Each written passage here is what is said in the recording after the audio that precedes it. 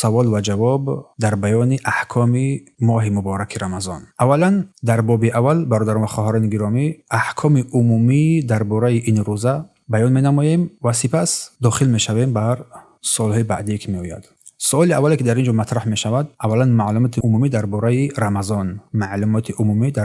رمضان. سوال اول هل کان الصیام مشروعا لامم قبلنا؟ می‌فرماید که آیا روزه برای امتان پیشین هم مشروع یعنی که شرعی تعیین شده بود یا نه؟ جواب بله، روزه برای امتان پیشین هم فرض قرار داده شده بود و دلیل اون قول الله سبحانه و تعالی است. در سوره بقره آیه 183 می‌فرماید که یا ایها الذین آمنوا ای کسانی که ایمان آورده اید کتب علیکم الصیام بر شما روزه فرض قرار داده شد کما کتب علی الذین من قبلکم لعلکم تتقون، چگونه که بر امتان پیشین هم فرض قرار داده شده بود لعلکم تتقون باشد که شما از جمله و زمره پرهیزگاران قرار بگیرید. پس معلوم میشد که روزه نه تنها برای این امت بلکه بر امتان پیشین هم فرض بود و بر این امت هم فرض قرار داده شده بود. سوال دیگر یقال ان الصیام رمضان لم یکن واجبا علی الناس، گفته می شود که روزه ماه رمضان اولا بر مسلمانان واجب نبود، فرض نبود. یعنی جواب بله درست است، اینکه روزه ماه رمضان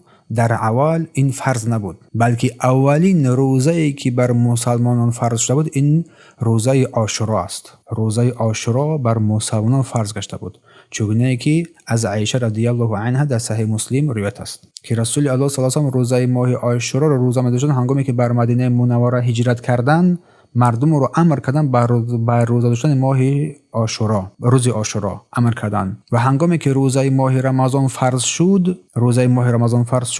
پس آن روزه برای امت مستحب گشت. کسی خواست روزه بدارد، کسی نخواست روزه ندارد، گفته حدیثی کشته است.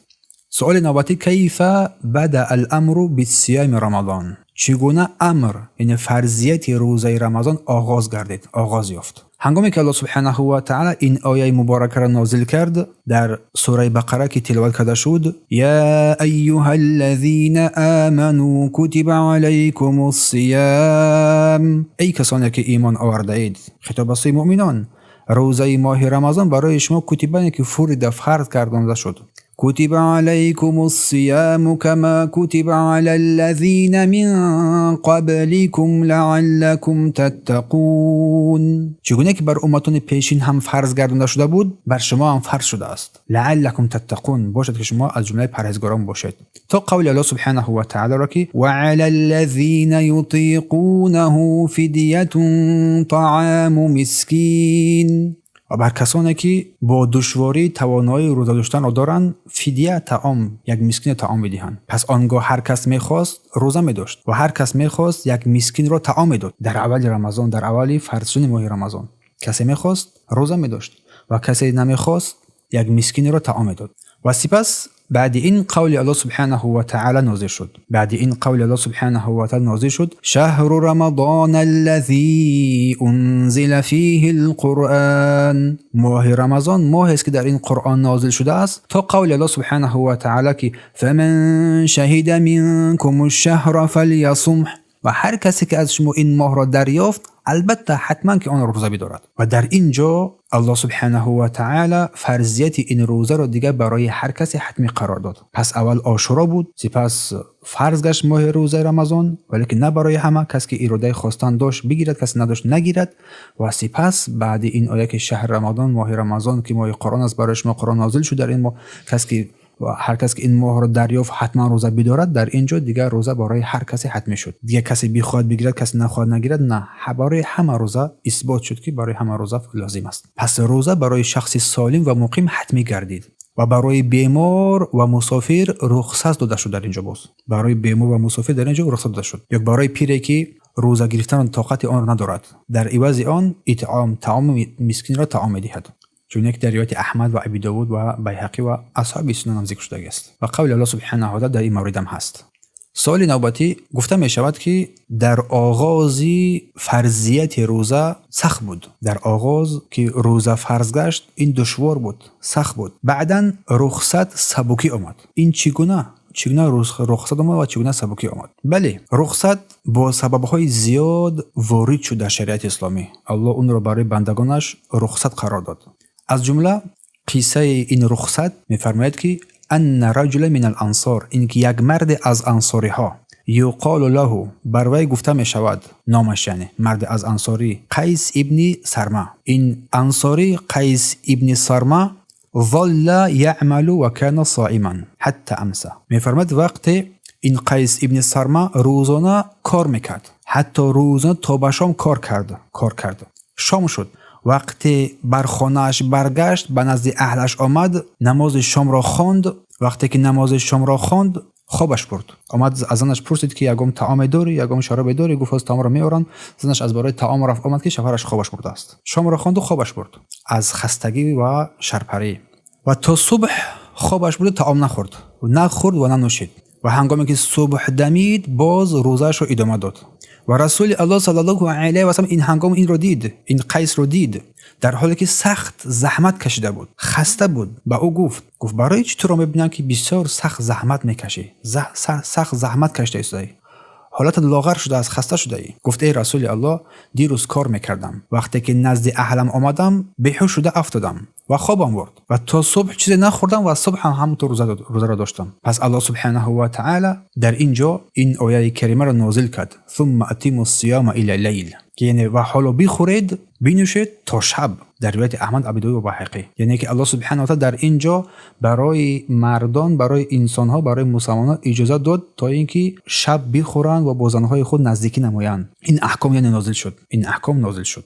روایت احمد و بیهقی است، ابی داود همچنین. سوال نوبتی، من این جاء تسمیه برمضان؟ پس این نام رمضان از کجا آمده است؟ نام رمضان که ما میگوییم ماه رمضان، این نام از کجا آمده است؟ چگونه نامگذاری شده است؟ گفته شده است که ماه رمضان در قدیم به معنای ناطق نام داشت.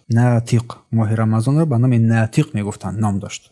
وقتی که عرب ها خواستند نامهای ماهای قدیم رو دیگر کنند، ماها رو تغییر بدهند، نامگذاری کنند، موافق بر فهم خود آن ماها را نام گذاشتند. هر ماه را وابسته بر همون حالتش نامگذاری کردند. و این ماه رمضان، هنگامی که ماه رمضان را که ناطق نام داشت، این را خواستند نامگذاری کنند، این ماه گرمی و سوزش گرمی راست آمد. برای همین این ماه را ماه رمضان نامیدند. و همچنین گفته شده است که این ماه را به خاطر آن ماه رمضان نامیدند که در این ماه مبارک گناه‌ها سوخته نابود می‌گردد، گناه‌ها از بین می‌رود. پس متى فرض صيام رمضان علی المسلمین؟ پس ماه رمضان بر مسلمانان کی فرض گردانده شد؟ این ماه مبارک بر مسلمانان کی فرض گردانده شد؟ این ماه مبارک بر مسلمانان در سال دوم از هجری، بعد آنه که رسول الله صلی الله علیه و سلم بر مدینه منوره هجرت کردند، 2 سال بعد از هجرت روزه بر مؤمنان فرض قرار داده شد. کم رمضان صام نبی؟ پس چند رمضان رسول الله روزه داشتند؟ رسول الله صلی الله علیه و سلم 9 رمضان را روزه داشتند. 9 رمضان بعد فرضیت ماه رمضان، 9 رمضان با مؤمنان روزه داشتند. ما معنی کتب فی قوله تعالی؟ میفرماید که سوال نوبتی، معنای کتب در قول الله سبحانه و تعالی که کتب علی الذین من قبلکم، کتابت شد بر کسانی که پیش از شما بودند. میگه معنای این کتب در این قول الله سبحانه و تعالی در این سوره بقره چیست؟ پس معنای کتبه، کتابت، این کتابت شرعی است، نوشتن شرعی، یعنی امر شرعیه که الله آن رو بر مؤمنان حتمی قرار داده که فرض گردانده شد. میفرماید لماذا ذکر الله فی الصیام ایام معدودات؟ چرا درباره روزه الله سبحانه و تعالی روزهای شماریده شده نام نهاد این روزها را؟ چرا روزهای رمضان روزهای شماریده شده ایام معدودات نام نهاد؟ اما در حج باشد گفت اشهر معلومات، گفت ماهای معلوم، گفت در روزهای شماریده شده، به خاطر آنه که زیرا ماهای حج از زمان ابراهیم علیه السلام معلوم بود و وقتی آن شناخته میشد و مردم آن را بعد از ابراهیم علیه السلام و اسماعیل بر خود میراث بردن، این ماهای حج رو با خود میراث بردن، 4 ماه حج. اما ماه رمضان باشد این شرع فرض قرار داده شد، نو این به مردم نو آمد. برای همین روزهای معینی هست که مردم در این روزها روزه می‌دارند. سوال نوبتی این است که آیا با نیت ممکن است که روزه هم برای عبادت باشد و هم برای پرهیزکاری؟ حمیه میگویند نه که بعضی از مردم روزه را ماه فرضیت رمضان روزه می‌دارند به نیت روزه رمضان و همچنین در اینم چیز ماه پرهیزگاری کردن، ماه خراب شدن مثلا بعضی از مردم است کو پس این ماه رمضان اگر در این ماه مبارک رمضان افتاد، در ماه رمضان در این وقت افتاد که دختران بر کسی امر بیسازند که باید پرهیز نماید، این دو نیت رو با هم جمع نماید اشکال ندارد. همچنین ماه رمضان رو نیت رمضان روزه می‌دارد و همچنین چیز این ماه رو ماه پرهیزگاری قرار می‌دهد از خوردنی ها و نوشیدنی ها. با نیت قوی که این ماه مبارک است، این ماه رو من روزه می‌دارم. از طلوع فجر صادق، روشنایی صادق تا نشستن آفتاب، از خوردنی ها و نوشیدنی ها انسان خود را باز می‌دارد. اگر هر انسانی که از دمیدن صبح صادق تا نشستن آفتاب خود را از خوردنی ها و نوشیدنی ها باز داشت با نیت روزه داشتن این ماه مبارک رمضان، پس این نیت شرعی است، روزه شرعی، روزه ماه رمضان روزه داشته است. چون این بنده با واسطه این روزه داشتن با پروردگار نزدیک می‌شود و باید دونسته شود که هیچ کسی روزه را نمیگیرد مگر بیان طلب ثواب و رضای او سبحانه و تعالی.